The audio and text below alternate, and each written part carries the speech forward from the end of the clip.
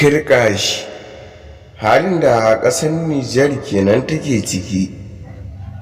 Yankin Yamai sun fara fito da ƙorafe-ƙorafensu dangane da irin mulkin da ake gudanarwa a ƙasar ta Nijar. Lallai ƙwarai da gaske yankin Yamai sun fara fitowa da cewa lallai ƙwarai da gaske 'yan ta'adda sun addaba musu, amma lallai ƙwarai da gaske sun kai ƙorafinsu gurin sabon shugaban ƙasar watakan Abdurrahman Chani. Abdurrahman Chani lalle kwarai da gaske ya watsar da al'amarin ƙasar yankin Yamai kenan. To lalle kwarai da gaske yankin Yamai sun fito zanga-zanga dangane da ganin irin mulkin da ake gudanarwa a ƙasar tasu. Baya da haka lalle kwarai da gaske sun ce lalle suna shirye-shiryen fitowa zanga-zanga dangane da hadde ba a tsaya an gudanar da irin wannan mulkin da aka gudanar a baya ba, kamar na tsohon hambararren shugaban kasar Nijar din watakan Muhammadu Bazum.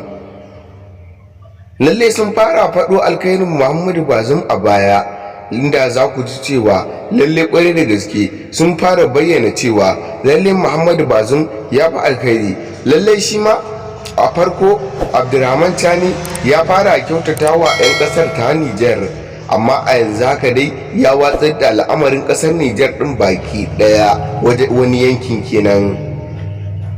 To dai mai saurari dai kada ka shafa da ka kasance da mu a cikin channel din tamu da yankin Nijar.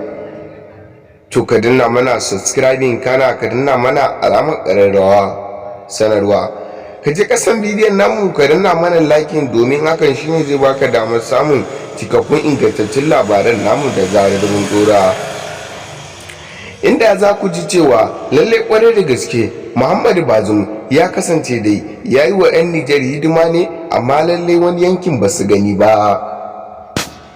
To baya da haka lalle Muhammadu Bazum dai a yanzu haka kenan yana gab da fitowa dangane da ƙorafe-ƙorafen da aka fara gudanarwa a dangane da sabon shugaban ƙasar Nijar ɗin watan Abdurrahman Chani. Magoya bayan tsohon bararren shugaban ƙasar Muhammadu Bazum sun bayyana cewa lallai dole a fito a tashi tsaye a yi zanga-zanga akan wannan sabon shugaban ƙasar Nijar ɗin watakan Abdurrahman Chani.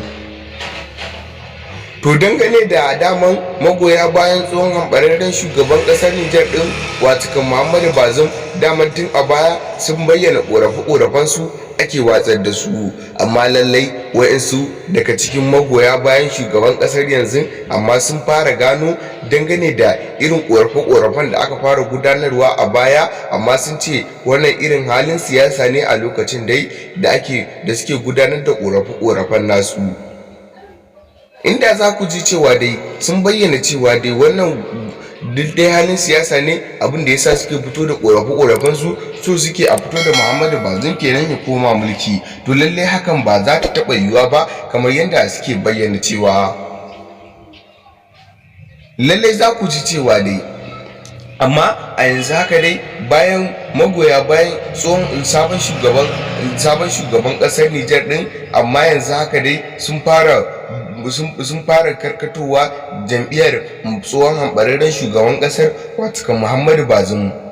Kamar dai yadda ake ciki a yanzu a halin yanzu a kasar Nijar din, an bayyana cewa lalle kwarai da gaske dai yankin Yamai sun bayyana cewa yankin Yamai da yankuna daban-daban sun bayyana cewa lalle in ba a magance musu wannan 'yan ta'addan da suke musu ta'asa a yankin su ba, lalle ku dole za su fito zanga-zanga. To dai mutum ya riga ya san zanga-zanga dai ai zanga-zanga ba ta daɗi ba ce. Sun ce za su fito zanga-zangar lumana dangane da a bi musu haƙƙinsu. To lallai mai saurare har dai ƙasar Nijar wani yankin sun fara fito da zanga-zanga, lallai kwa Abdurrahman Chani yana gab da sauka. To dai baya da haka za ku ji cewa dai 'yan Nijar ɗin a yanzu haka a shirye suke tsaf dangane da in Muhammadu Bazum ya fito, lallai dole su ƙara ƙarfafa mai gwiwa ya bayyana cewa ya fito siyasar shi ma kansa a zaɓe shi, dole ya ƙara komawa kan mulkin.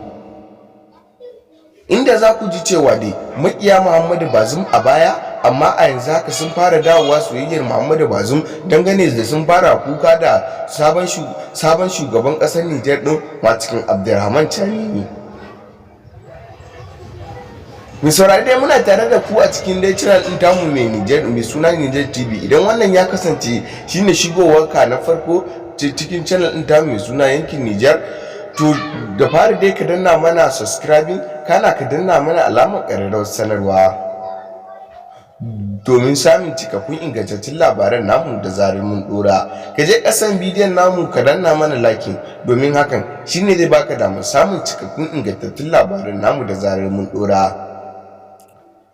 Tabbas ƙasar Nijar an kasance dai ana cikin rikici a baya dai in ba ku manta ba, to amma rikicin da ya tashi a baya dai a ne yanzu rikicin da ake nema za a bullo da shi ya fi rikicin da aka yi a baya. To dai mai saurari dai ku ci gaba dai da bibiyar channel ɗin tamu, domin za mu ringa kawo muku kaɗan daga cikin abin da yake faruwa a ƙasar tamu ta Nijar. Muna godiya.